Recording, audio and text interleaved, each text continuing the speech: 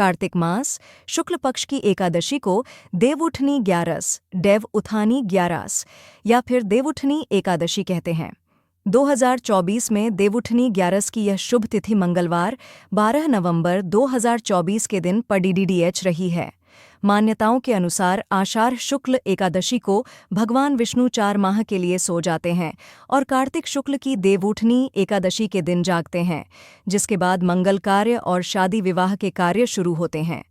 दिवाली के 11 दिन बाद आने वाले इस एकादशी को प्रबोध उत्सव और तुलसी विवाह देवउठनी ग्यारस, देव उठानी ग्यारस भी कहते हैं। इसे समस्त भारत में बड़े ही हर्षोल्लास के साथ मनाया जाता है। तुलसी जी का वैष्णव उपासकों के लिए विशेष महत्व है। वैष्णव उपासक तुलसी की माला पहनते हैं और उसका जाप करते हैं। जिस प्रकार दूध, दही या पानी में तुलसी का पत्ता डालने से वह चरणामृत और भोजन में डालने से प्रसाद बन जाता है। कहा जाता है कि भगवान विष्णु बिना तुलसी के भोजन स्वीकार नहीं करते हैं।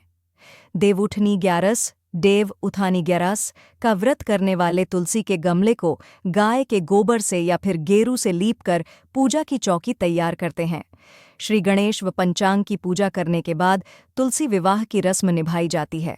बधाई गीत, मंगल गीत गाए जाते हैं और वाद्य यंत्रों की धुन के साथ तुलसी जी को पालकी में बिठाकर मंदिर एवं घर आंगन में घुमाकर एक स्थान से दूसरे स्थान में रख देते हैं। शगुन में मिठाई, प्रसाद, फल और दक्षिणा दी जाती है। देवउठनी ग्यारस की व्रत कथा प्राचीन समय में एक राजा था, जिसके राज्य में राजा के साथ साथ उनकी प्रजा एकादशी का व्रत रखते थे और उस दिन पशुओं को भी भोजन नहीं दिया जाता था। एक दिन राजा के पास एक व्यक्ति आया। उसने राजा से काम पर रखने की याचना की। तब राजा ने शर्त रखते हुए कहा कि तुम्हें हर दिन खाने के लिए सब कुछ मिलेगा, पर एकादशी के दिन अन्न नहीं मिलेगा। इस शर्त पर उस आदमी ने उस समय हाँ करके नौकरी स्वीकार कर ली। जब एकादशी आई, उस दिन उसे फलाहार का सामान दिया गया। इसके बाद वह राजा के सामने गिड़गिड़ाने लगा कि इससे उसका पेट नहीं भरेगा और वह भूखा मर जाएगा। कृपा करके उसे अन्न दिया जाए।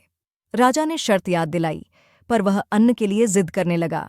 राजा ने उस पर दया खाकर उसे आटा, दाल, चावल और अन्य सामान दिए। वह आदमी अपने दैनिक कार्यों के अनुसार नदी पर पहुंचा और स्नान करने के बाद भोजन पकाने लगा।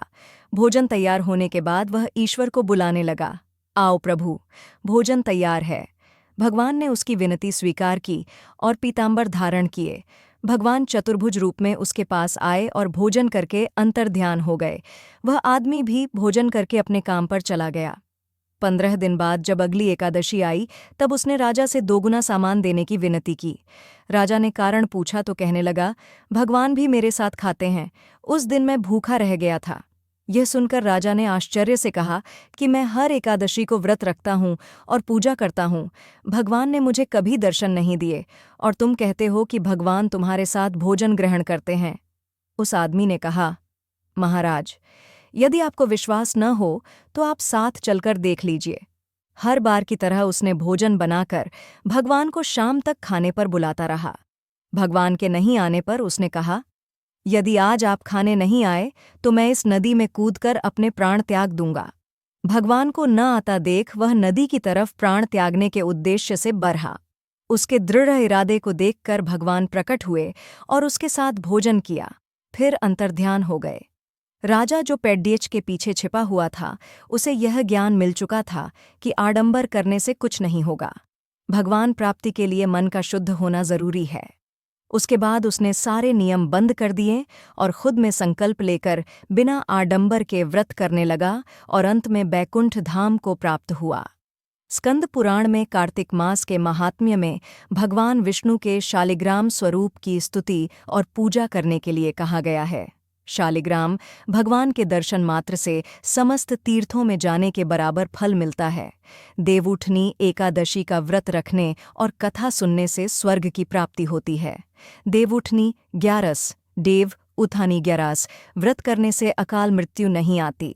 भागवत गीता के अनुसार कार्तिक महीने में भगवान विष्णु जी को तुलसी पत्र अर्पण करने से 10,000 गायों के दान के समान फल निश्चित रूप से मिलता है।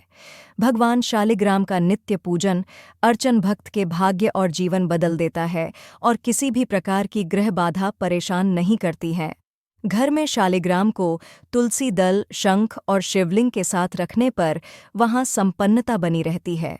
ऐसे और वीडियो देखने के लिए हमारे इस चैनल को लाइक और सब्सक्राइब ज़रूर करें।